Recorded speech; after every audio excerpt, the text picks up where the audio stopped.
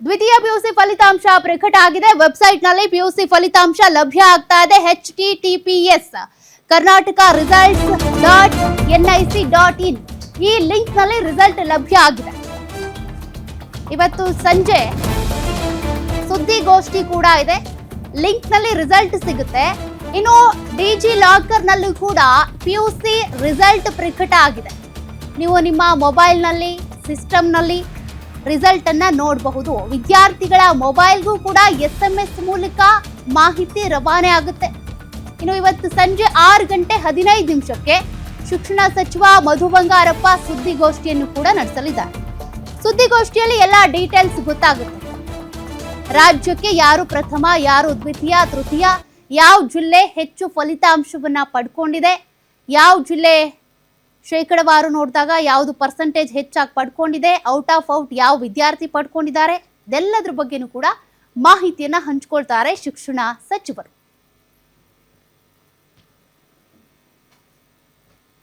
ಮತ್ತಷ್ಟು ಮಾಹಿತಿ ಕೊಡ್ತಾರೆ ನಮ್ಮ ಪ್ರತಿನಿಧಿ ಉಲ್ಲಾಸ್. ಈಗಾಗಲೇ ದ್ವಿತೀಯ ಪಿಯುಸಿಯ ಎಕ್ಸಾಮ್ ಬರೆದಂತ ವಿದ್ಯಾರ್ಥಿಗಳು ಕಾಯ್ತಾ ಇದ್ರು ರಿಸಲ್ಟ್ ಯಾವಾಗ ಅಂತ. ಮೊನ್ನೆ ಪ್ರಕಟ ಆಗ್ಬೇಕಿತ್ತು, ಬಟ್ ಇವತ್ತು ಪ್ರಕಟ ಆಗಿದೆ. ಏನ್ ಮಾಹಿತಿ ಇದೆ?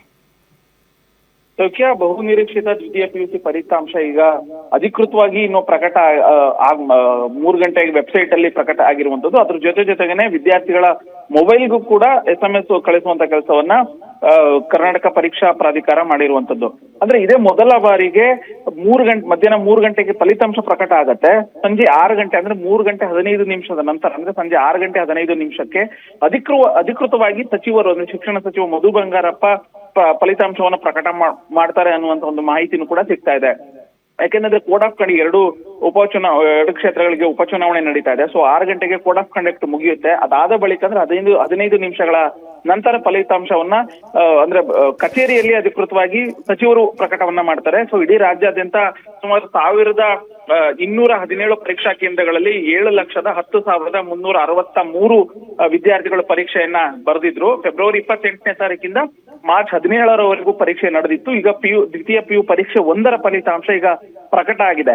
ಅಂದ್ರೆ ಒಂದು ಕಡೆ ವೆಬ್ಸೈಟ್ ಅಲ್ಲಿ ಪ್ರಕಟ ಆಗಿದೆ, ಮತ್ತೊಂದು ಕಡೆ ಯಾರ್ಯಾವ ವಿದ್ಯಾರ್ಥಿಗಳು ರಿಜಿಸ್ಟರ್ ಮಾಡ್ಕೊಂಡಿದ್ರಲ್ಲ ಮೊಬೈಲ್ ನಂಬರ್, ಆ ಮೊಬೈಲ್ ನಂಬರ್ಗೂ ಕೂಡ SMS ಅನ್ನ ಕಳಿಸುವಂತ ಕೆಲಸ ಆಗಿದೆ. ಅದ್ರ ಜೊತೆಗೆ ಡಿಜಿ ಲಾಕರ್ ಅಲ್ಲೂ ಕೂಡ ಫಲಿತಾಂಶವನ್ನ ಪ್ರಕಟ ನೋಡ್ಬೋದು ಅನ್ನುವಂತಹ ಒಂದು ಮಾಹಿತಿಯನ್ನ ಶಿಕ್ಷಣ ಇಲಾಖೆ ಕೊಟ್ಟಿರುವಂತದ್ದು. ಸೌಖ್ಯ.